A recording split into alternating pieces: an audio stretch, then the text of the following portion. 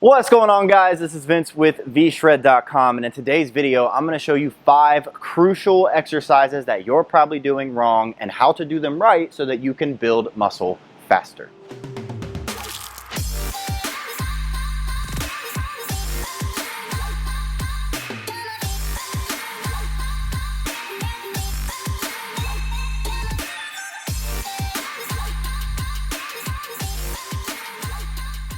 Like I said, today's video is going to be about 5 different exercises that I see done wrong all the time in the gym, and it's actually very simple fixes. So these are probably exercises that you're already doing if you're following any kind of workout split consistently, and these are going to be simple fixes that you can start doing literally the next time you do these exercises and notice a massive difference, probably get more sore and build muscle a heck of a lot faster. So since you clicked this video and obviously like mistakes about simple exercises and how to fix them, I actually made a free fitness quiz that tells you what your body type is, which helps you get in shape on its own, but also what the 3 biggest mistakes and the fixes are for those mistakes in the gym and with your diet for your body type. If you're trying to get in shape, my biggest recommendation is to go to the link right below this video and take my free quiz and watch the video at the end, and it's free, so you got nothing to lose. Now, getting into this video, like I said, this is going to be 5 exercises that I see done all the time. It's going to be an exercise for your shoulders, for your triceps, your biceps, your chest, and your back. I was focusing on just making sure that I was doing one for each main muscle group and the upper body, and then we're going to get into a lower body one in the future. So watch out for that and make sure you're subscribing so you don't miss out on that one. But starting out, I got some dumbbells here by my feet, and I'm going to be doing some lateral raises. So I want to go ahead and just do this exercise regularly first, and I want you to see if you see any issues here. Now, a lot of people could say, oh, in your videos you've said not to go all the way down to your waist and to stop about there. Yes, that could be a good point. But my main point here, and this is going to be a similar tip to all of them, but in their own specific way, is there's a big issue that I'm doing right now that's causing me to do way more reps than I actually could if I was being more strict with my form, and it has to do with my lower body. When I'm doing these lateral raises like this, it may not look like it, but I'm actually creating quite a bit of momentum as I bounce with my knees. Just this little bounce right there is creating a lot of momentum to go from here to there. That's creating momentum for my arms to just kind of, if I was just jumping, see that momentum for my arms? Well, it's the same thing when you bounce with your knees. You're creating momentum to get the weight from about here to about here. And so you're only working your shoulders from here to there, and then you're dropping it down too fast because you're getting right back into that next bounce. So a very easy way to make your lateral raises so much more effective is, 1, just sit down. Take your lower body out of it. That's an easy way. Another is to take your legs, and I want you to squeeze your quads as hard as you can. Squeeze them, and then as you do this, keep them squeezed, and then really focus on strict form as you push this weight out to the side and raise it up. And the longer you're able to keep those quads squeezed and the harder you can squeeze them, it prevents you from doing any type of bounce and makes it so that you're using only your shoulder muscle to bring this weight up rather than creating that momentum. So it's a lot more strict with the form, and therefore is going to target that deltoid so much better from simply doing one little fix. So that's number 1. Come on over here with me. I got a tricep extension right here. So this is just a rope tricep extension, and you probably see guys and girls doing this exercise all the time. They get on here and it looks like this. And if you don't see anything wrong with this form, then you're probably doing this too. Now you could say, oh, I'm not focusing on my eccentric enough. Nope, that's not it. I mean, could I go slower with my eccentric? Probably. But my point here is, look at my elbows at the top of this exercise. They're a lot more forward because when I'm at the bottom of my exercise, my elbows are all the way back here. So if I'm going from here all the way up to here, what's happening? Well, how's your triceps worked? Your tricep is worked by simply extending your arm and then bending your arm. That's how that tricep muscle is worked. But if you're really allowing your elbows to come forward this much, let's take our forearms out of it. If you're going from your elbows being right here to right there, is that tricep being worked right there? No. But what's going to happen is you're going to use a bigger muscle, your lats, a little bit of your shoulders, to pull that arm back, which in turn is going to create momentum to make it easier at the top of this exercise to bring it about halfway down. And so if I'm going like this, you can even see without even pressing it down, it's going a little farther down than if I were to simply stand up a little straighter, stick my chest out, bring my elbows down to the starting position, and then from there, I'm going to keep my elbows in that same spot the whole time. I'm going to press down, I'm going to squeeze at the bottom, and then as I bring this weight back up, I'm going to keep my elbows in that same spot, and this is going to be the full range of motion. And this is going to make it a lot more strict so that your triceps are doing all the work rather than bringing your elbows way forward, pushing it down, and creating all this momentum and making you think that you can push 120 pounds on the tricep extension, but not getting as good of a contraction in your tricep as if you were to do, say, 50, 60, 70 pounds, but keep your elbow in that same spot and really focus on the squeeze and form and positioning of your elbow. So that's number 2. Come over here to me. We're going to do number 3 now. And I'm just going to grab a set of 25-pound dumbbells here, because this one has to do with curls. And these curls are probably the most common mistake that I see made in the gym, because obviously everybody's always liking to work arms. People say every day is arm day, all that stuff.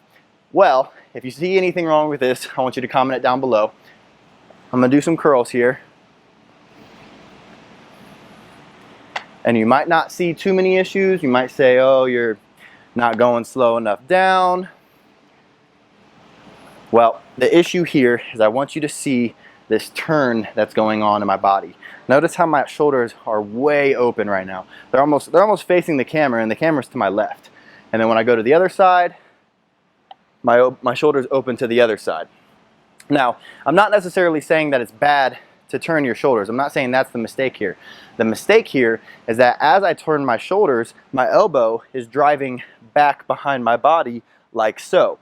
And so the issue here now lies within the fact that, again, I'm going to create momentum as I bring this weight forward. So if I have it open back here, and then I bring my elbow forward and then come into a curl, and then I'm doing the same thing to the other side, and I'm just keep opening, what's happening is my curl is actually starting back here. And so I'm going to be bringing my elbow from here to here, and bringing your elbow from here to here is again creating that momentum that makes it that much easier to create or just get the weight halfway up without as much bicep contraction.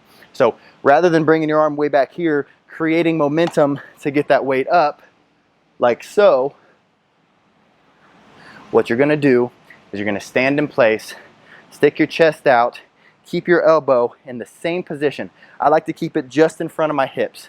And then from there, you're going to curl this weight up, keeping that elbow there, and let it go back down.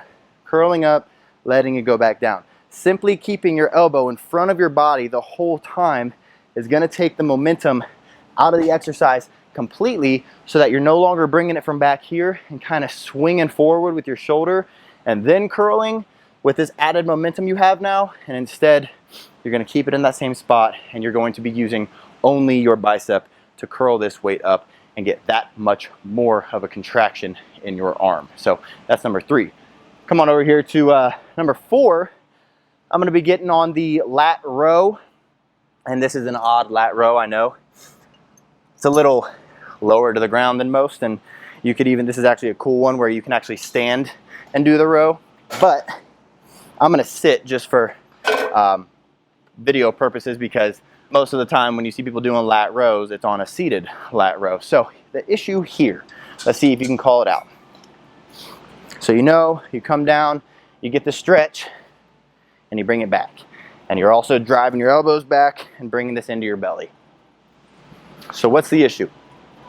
Well, what's been the common theme across the first 3 exercises that I called out the issue on? Momentum. And with the momentum here, I'm not saying that it's bad to lean forward and get this stretch of your lats, as long as you're keeping your core tight and your back in a straight position. You're not hunching over and causing an injury. As long as you're in a strong position and you're getting that stretch in your lats, this is fine. The issue lies when you lean back, and now the leaning back is not the issue. It's when you lean back fast. And so when you're going from here and then you're going like that, what's the difference between this and that?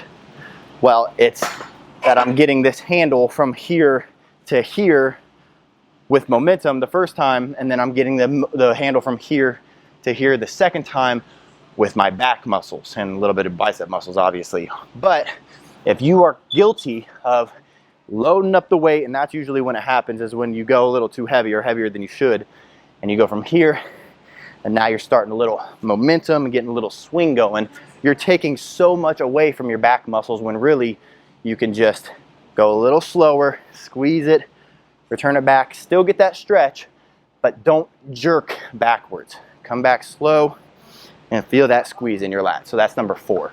Come on over here to number 5 with me.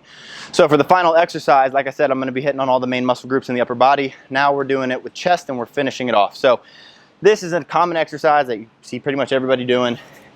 It's a chest fly. And so you get into this chest fly cables or machine or whatever it might be, and you get into the starting position, and you see guys going like this.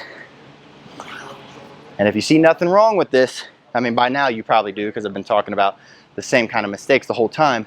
But what the issue is right here, I'm now pushing forward with my body first. And then as I push forward with that body, my arms are coming forward naturally as a cause of the momentum that I'm creating with my body coming forward. And so when you do that, you're creating all that momentum and you're not getting the contraction that you should at the bottom of the exercise, at the stretch of the exercise. So when your muscles are completely lengthened, you have to be really strict on yourself to start using only the muscle that you're trying to work to get that to come together, not creating momentum with a bunch of different muscle groups, and now you're taking away from the chest. So instead of grabbing this weight and creating that momentum and letting your body move back and forth like this, which you see done all the time, I want you to get into a locked position. Sometimes I even like to put my feet together so that I can't lean as far back and forth.